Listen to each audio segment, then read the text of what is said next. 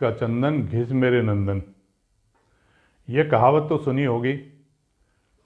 चुनाव में वोटरों को लुभाने के लिए एक कामयाबी वाला मंत्र है। आज हम इसी के ऊपर समीक्षा करेंगे। कभी आंध्र प्रदेश में एनटी रामाराव ने 2 रुपये किलो चावल मतदाताओं के लिए वायदा किया था। चुनाव जीतेंगे तो 2 रुपये किलो चावल देंगे। चुनाव वे जीते और उन्होंने अपना वायदा निभाया। सबसे बड़ा और आकर्षक वायदा अरविंद केजरीवाल ने दिल्ली चुनाव लड़ते हुए किया था, बिजली को लेकर कि 200-300 यूनिट की, जैसा उत्तर प्रदेश में 300 यूनिट का उन्होंने कहा है कि 200 और 300 यूनिट बिजली की हम फ्री देंगे। चुनाव जीते और उन्होंने अपना वायदा निभाया भी। मैं इसे बुरी बात नहीं मानता हूं, परंतु हम इसके विकल्पों के ऊपर भी जब चर्चा करके देखें। अभी उत्तर प्रदेश, गोवा, मणिपुर, पंजाब, यहाँ अगले साल प्रारंभ में ही चुनाव होने हैं। पंजाब में कांग्रेस की सरकार है, उत्तराखंड, गोवा, मणिपुर भाजपा की सरकार है, उत्तर प्रदेश में भाजपा की सरकार है। तो अब उत्तर प्रदेश को हम अगर फोकस करके बातचीत करें तो यहाँ फिर आम आदमी पार्टी ने कहा है कि 300 यूनिट, और संभवतः समाजवादी पार्टी ने भी इस बात को रिपीट किया है, हालांकि अभी लिखित में नहीं है कि हम 300 यूनिट बिजली देंगे। अगर हम मतदाताओं के हिसाब से देखें तो उत्तर प्रदेश में करीब 14.5 करोड़ मतदाता हैं, पंजाब में 2, उत्तराखंड में 78 लाख, मणिपुर में 20 लाख और गोवा में 11.5 लाख मतदाता। करीब 18 करोड़ मतदाताओं को वोट डालने हैं 2022 के प्रारंभ में। व्यापार में दिवाली के ऊपर बम्पर स्कीम निकलती हैं, इतना सामान खरीदोगे तो इतना फ्री मिलेगा। इस तरीके के बड़े बड़े कामयाबी की स्कीम होती है, बिक्री बढ़ाने के लिए करते हैं। इसी फार्मूले को राजनीति में वोटों को लुभाने और सरकार बनाने के लिए करते हैं। मूल बात यह है कि पहले तो इसका किया जाए कि क्या इस प्रकार के लुभाव देना रिश्वत की श्रेणी में आते हैं, और मान लिए चलिए नहीं आते हैं तो क्या वोटों को इस प्रकार लुभाया जा सकता है। एक बात मैं बहुत क्लियर कर दूं कि कुछ चीज़ें ऐसी हैं जो मुफ्त में ही देनी चाहिए। हमारा संविधान भी अलाउ करता है, जैसे पढ़ाई किसी भी स्तर पर किसी भी क्षेत्र में हो मुफ्त में ही देनी चाहिए। इलाज मुफ्त में होना चाहिए, ये हमारा संविधान भी कहता है और हमारा नैतिक कर्तव्य भी है। और आज़ादी के बाद संसाधन न होने की वजह से ये इनको डायरेक्टिव प्रिंसिपल में डाला गया था, जो कि स्टेट्स को जिम्मेदारी को पूरा करना था। खैर एक अलग विषय है। अब आते मुफ्त कहाँ दिया जाना चाहिए। एक मैंने बताया कि पढ़ाई लिखाई सबको होनी चाहिए, उसमें कोई किसी प्रकार का कोई शर्त ना लगे। दूसरी चीज़ है, हम मुफ्त राशन की बात करें तो मुफ्त राशन उन लोगों को अवश्य मिलना चाहिए जो कमाई नहीं कर सकते, यानी जो अपने जीवन को चलाने के लिए उतना परिश्रम नहीं कर सकते कि उनको कहीं मेहनत करके कुछ धन मिले और वो राशन खरीद सकें। वृद्धावस्था में, विकलांगों में, जैसे हमने देखा था कि कोविड काल में जब मजदूर बेरोजगार होकर घर को लौट रहे थे तो कहाँ से वो खरीदते, उनको देना चाहिए था। कोविड काल में दुकानें बंद हैं, लोग लाने में असमर्थ हैं तो घर पर राशन पहुँचाना था, देना चाहिए था। वो सब चीज़ एक अलग चीज़ है।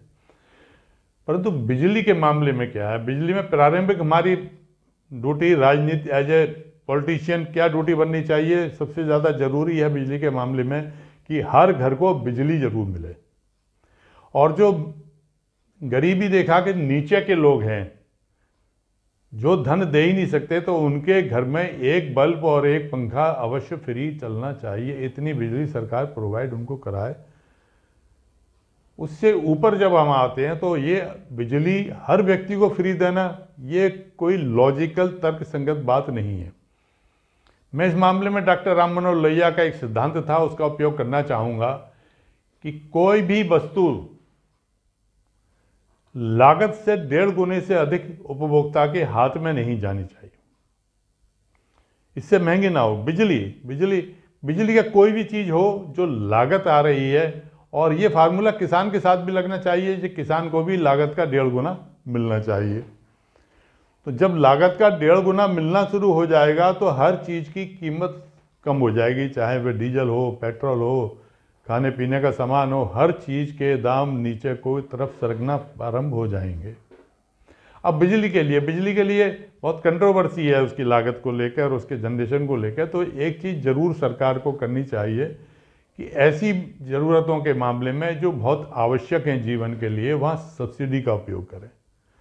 बिजली को 7 रुपये यूनिट की है, 6.5 रुपये यूनिट की है। इस बिजली को उत्तर प्रदेश में यदि हम 3 रुपये यूनिट दें और मुफ्त ना दें तो एक तर्क संगत होगा। इसमें मैं एक लॉजिक में आपको जोड़ के देता हूँ, क्योंकि जब घोषणा करते हैं तो हम आगे पीछे का नहीं देखते, और घोषणा कर दी गई कि प्रत्येक परिवार को 300 यूनिट बिजली फ्री देंगे। वो 300 यूनिट, पहली चीज़ तो यह है कि जिस व्यक्ति के यहाँ पर कंजम्पशन ज़्यादा है, जिसकी आमदनी एक रेखा से ऊपर की है, उसको फ्री क्यों दिया जाए। दूसरी बात, प्रत्येक घर में, परिवार में पिताजी हैं, माताजी हैं, बेटे भी हैं, सब हैं, कंबाइंड है, घर चल रहा है और एक बिजली का मीटर लगा हुआ है। पर जब आप कहेंगे कि 300 यूनिट प्रति परिवार, तो क्या होगा, परिवारों में विभाजन शुरू हो जाएगा। परिवार की लीगल डेफिनेशन में लोग आने लगेंगे। लीगल डेफिनेशन में आएंगे तो माताजी पिताजी एक परिवार हो गया, पुत्र और पुत्र की पत्नी और उसके बच्चे एक परिवार हो गया, और घर में अगर 2 भाई हैं तो 3 परिवार हो गए।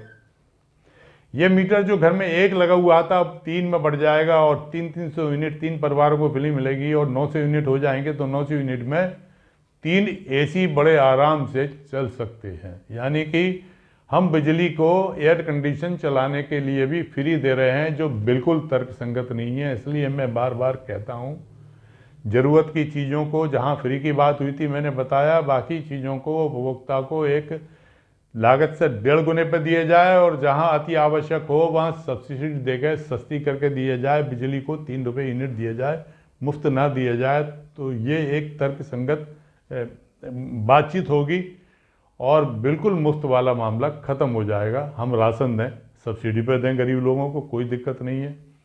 पहली चीज़ तो सरकार को यह है कि 74 साल जब देश आज़ाद हुआ और यहाँ तक कोई कहे एक सरकार को दोषी माने, एक सरकार को दोषी नहीं माना जा सकता। यदि किसी ने 5 साल तक पूरे कार्यकाल किया है तो वो बराबर के हिस्सेदार दोषी है अगर विकास नहीं हो पाया। किसी ने 1 साल और 1.5 साल भी सरकार चलाई है तो वो भी दोषी है कि क्योंकि उनका ध्यान उस ओर क्यों नहीं गया। अब ये सब बातें एक विवाद की हो जाएंगी। मैं मुख्य नीति की बात करूँगा।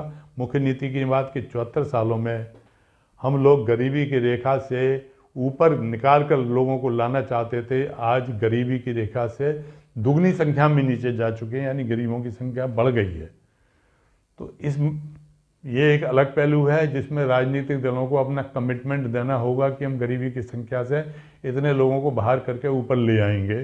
परंतु जब तक सिस्टम चल रहा है, सब्सिडी दें, सस्ती दें, उचित मूल्य दें, मुफ्त केवल उसको दें जिसके लिए कुछ करना असंभव हो। अगली बार फिर मिलेंगे एक नए विषय के साथ। धन्यवाद।